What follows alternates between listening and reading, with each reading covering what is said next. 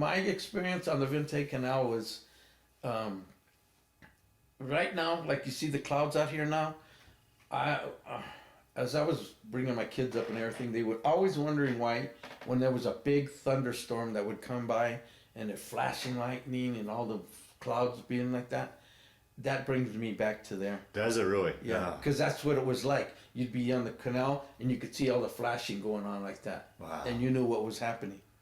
And I tell my kids, I hear voices. It's just my personal voices. That's all I told them that I'd hear. Because I would always hear them talking on the phone, crying and screaming. And I did that. My first experience in combat was on that Alpha boat. We went out on a patrol and we were going in.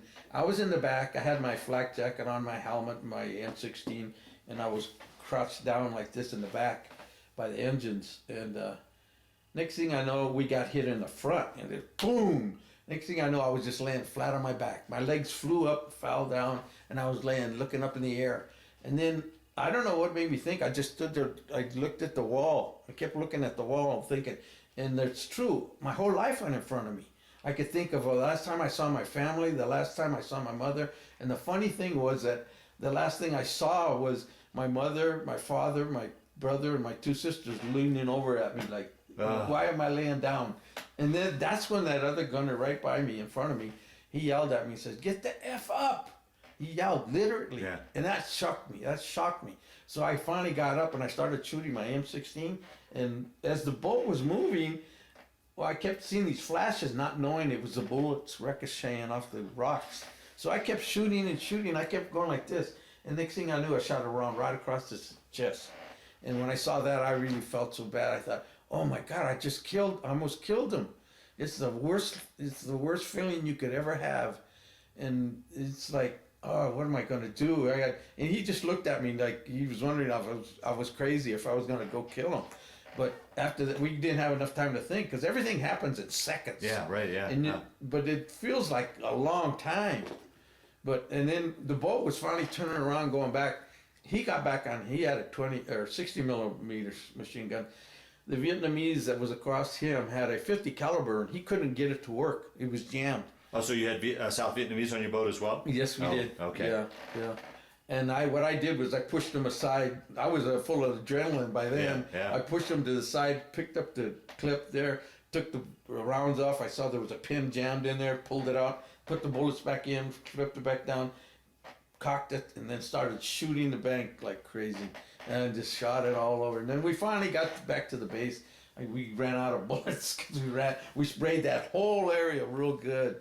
How wide would the canal be? I mean, that you're going. They're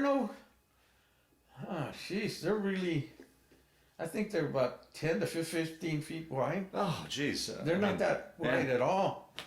And when we got back, the guys met in the back of the boat, and for some reason, I guess, they said that it's normal when anybody goes through combat. I started shaking. Yeah. I just could not stop shaking. Yeah. I kept thinking, what the hell's going on with me?